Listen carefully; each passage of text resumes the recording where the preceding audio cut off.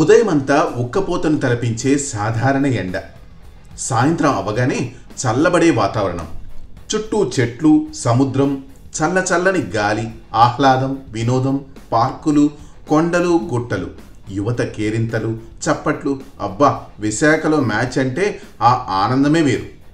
అది కూడా సంధ్యవేళ 7:30 గంటలకు మ్యాచ్ అంటే ఆహా, తలుచుకుంటేనే స్వర్గంలో విహరిస్తున్న ఫీలింగ్ కలుగుతుంది.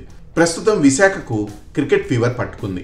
2024లో ఎలా అయితే వైజాగ్లో మ్యాచ్లు నిర్వహించారో ఈసారి కూడా విశాఖపట్నంలోనూ ఐపీఎల్ మ్యాచ్లను నిర్వహించనున్నారు. ఈ వార్త వైజాగ్ క్రికెట్ అభిమానులను ఫుల్ ఖుషీ చేస్తోంది. నిజానికి వైజాగ్ ప్రజలకు క్రికెట్ అంటే ప్రాణం. సాగర తీరంలో ఎప్పుడు మ్యాచ్ జరిగినా అక్కడ ప్రజల ఆనందానికి హద్దే ఉండదు.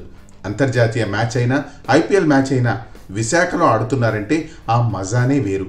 మరోసారి అదే మజాను ఆస్వాదించే రోజులు రానున్నాయి. ఐపీఎల్ మ్యాచ్లకు విశాఖలోని YS Rajasekhara Reddy ACA VDCA stadium మరోసారి వేదిక కానుంది. ఢిల్లీ క్యాపిటల్స్ మరోసారి హోమ్ పిచ్గా వైఎస్ఆర్ స్టేడియాన్ని ఎంచుకోవడంతో ఆధునీకరణ పనులు వేగవంతమయ్యాయి.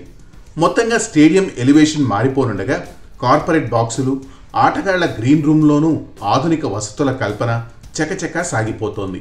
స్టేడియంలోని స్టాండ్స్లో కుర్చీలను కూడా ఏసీఏ మారుస్తోంది. దీంతో వైఎస్ఆర్ స్టేడియం సరికొత్త రూపుతో ఈసారి ఐపీఎల్ మ్యాచ్లకు ఆతిథ్యం ఇవ్వనుంది.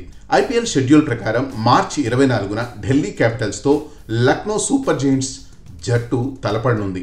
రాత్రి 7:30 గంటలకు ఈ మ్యాచ్ ప్రారంభమవుతుంది. మార్చి 30న మరో మ్యాచ్లో ఢిల్లీ క్యాపిటల్స్ జట్టు గత సీజన్ రన్నరప్ సన్ రైజర్స్ హైదరాబాద్తో తలపడనుంది. ఈ మ్యాచ్ మధ్యాహ్నం 3:30 ప్రారంభమవుతుంది.